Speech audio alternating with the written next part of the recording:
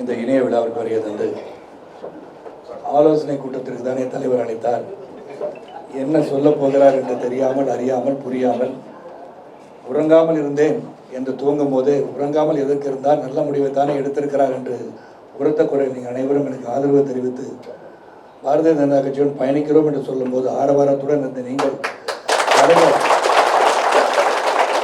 என்ன கருத்தை சொல்லப் போகிறார், எதற்காக அதைத்தானே பேச வேண்டும், எத்தனை இடங்களில் நிற்கப் போகிறோம், அதை பற்றி பேசும்போது வேறு ஏதோ கருத்தை பதிவு செய்ய வருகிறாரே என்று உங்கள் எண்ணங்கள் இருக்கும்போது அன்பு அண்ணன்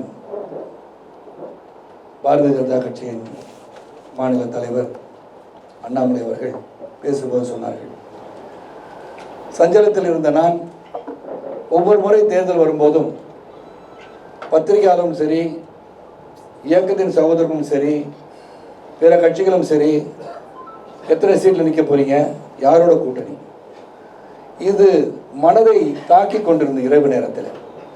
அப்போ நம்ம இயக்கம் ஆரம்பிச்சோன்னா எந்த இடத்துல கூட்டணி, எந்த இடத்துல எவ்வளோ சீட்டு கொடுப்பாங்க, என்ன டிமாண்ட் வைக்கிறது மட்டும்தான் அரசியல். நாம் எடுத்துக்கொண்ட பாதை மக்களுக்காக சேவை செய்ய வேண்டும் என்று எடுத்துக்கொண்ட அந்த கொள்கை அடிபட்டு விடுகிறதே. நாமும் அந்த வழியில் தான் செல்ல வேண்டுமா? ஒவ்வொரு முறை தேர்தல் வரும்போதும் எத்தனை சீட்டு, எந்த இடம், என்ன கோரிக்கை என்றே சென்று கொண்டிருக்கிறது. நம் வலிமையெல்லாம் ஏன் ஒரு வலிமையான மோடிஜி அவர்களுக்கு நாம் அர்ப்பணித்து அவருடன் சேர்ந்து செயல்பட்டால் என்ன என்று என் மனதில் தோன்றியது. அந்த நேரத்தில் என் மனைவியை எழுப்பி என்னங்க ஆச்சுன்னாங்க. இல்லை, இந்த மாதிரி ஒரு எண்ணம் வந்து கொண்டிருக்கிறது என்று சொன்னார்கள். அவங்க சொன்னாங்க, நீங்கள் எந்த ஒரு முடிவெடுத்தாலும் நான் உங்களோட உறுதுணையாக இருப்பேன். அது சொன்ன பிறகு நம்ம முடிவெடுத்துட்டோம், ஐயோ இந்த நேரத்தில் ஏங்க அதெல்லாம் நாங்களாம் இப்போ வரவேற்கிற மாதிரி இருக்க முடியாதுன்னு சொல்லிட்டாங்கன்னா என்னன்னு சொல்லி 2 மணி அளவிலும் உறங்காமல் காத்துக்கொண்டுதான் மற்ற உறுப்பினர்கள் என்ன சொல்ல போகிறார்கள், கட்சியை எப்படி வழிநடத்த வேண்டும் என்ற தேர்தலில் சிந்தித்துக் கொண்டிருக்கிற நேரத்திலும் ஃபோன் அடித்தோன்னு என்னங்கன்னு கேட்ட உடனே, இப்படி ஒரு முடிவை நான் எடுத்திருக்கின்றேன், அது சாத்தியமா என்று கேட்டேன். சாத்தியம்தான். நீங்கள் முடிவெடுத்து விட்டீர்களா என்றால், நான் முடிவெடுத்து விட்டேன். என் இயக்கத்தின் சகோதரர்களின் காலில் சந்தித்து விட்டு நிச்சயமாக என் கருத்தை அவர்கள் வலுப்படுத்துவார்கள், நான் சொன்னதை கேட்பார்கள் என்ற நம்பிக்கை எனக்கு இருக்கிறது. அப்படிப்பட்ட சோழர்களை தான் நம் இயக்கம் கொண்டிருக்கிறது. ஆக தலைவன் எவ்வளியோ அவ்வளிதான் நாங்கள் என்று ஒரு ரசிகமன்ற காலம் தொட்டே பயணிக்கிற அவர்கள் என்னை தாண்டி, என்னுடைய கருத்துக்களை தாண்டி, என் மீது இருக்கிற நம்பிக்கையை தாண்டி எந்த ஒரு கருத்தும் தெரிவிக்க மாட்டோம், மாற்றான கருத்தை தெரிவிக்க மாட்டார் அடிப்படையில் தான் இந்த முடிவை எடுத்து, ஏற்கனவே நாங்கள் பாரதிய ஜனதா கட்சியுடன் தான் இந்த தேர்தலை சந்திக்க இருக்கிறோம் சொன்ன நாங்கள் இன்று பெருமையுடன் கூறுகிறேன், இது ஒரு சிறந்த வழி. மக்கள் பணியில் நாம் தொடர்கிறோம். இந்த பயணம் சமத்துவ மக்கள் கட்சியின் முடிவல்ல, இது மக்களுக்காக நம்ம எடுக்கப்பட்ட முயற்சி, நாளை எழுச்சிக்காக எடுக்கப்பட்ட முடிவுகள் எடுத்துக்கிறது. இது ஒரு தொடக்கம், எழுச்சியின் தொடக்கம், நம் நாட்டின் எழுச்சியின் தொடக்கம்.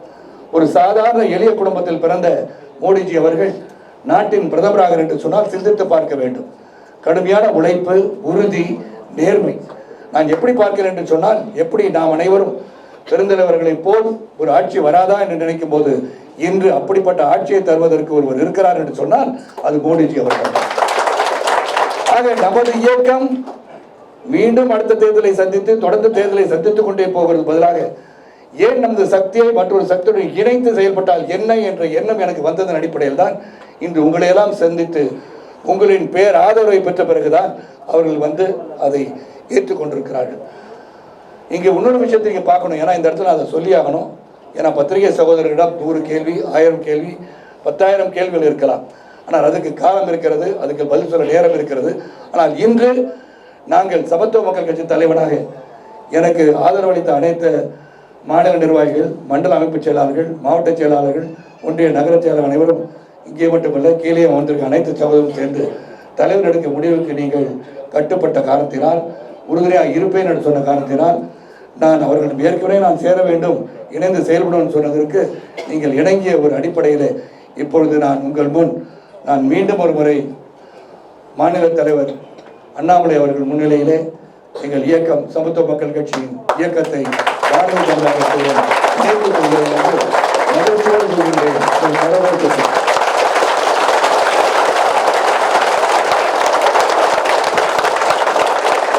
பயணம் நிச்சயமாக ஒரு வெற்றி பயணமாகும். நமது நாட்டின் ஒற்றுமைக்காக, நாட்டின் பொருளாதார வளர்ச்சிக்காக, வருங்கால இளைஞர்களின் நன்மைக்காக இன்னைக்கு ஒரே ஒரு கருத்தை இங்க சொல்லணும்னு ஆசைப்படுறேன். இன்னைக்கு அந்த போதைப் பொருள் எப்படி நமது இளைஞர்களை சீரழித்துக் கொண்டிருக்கிறது சிந்தித்து பார்க்க வேண்டும்.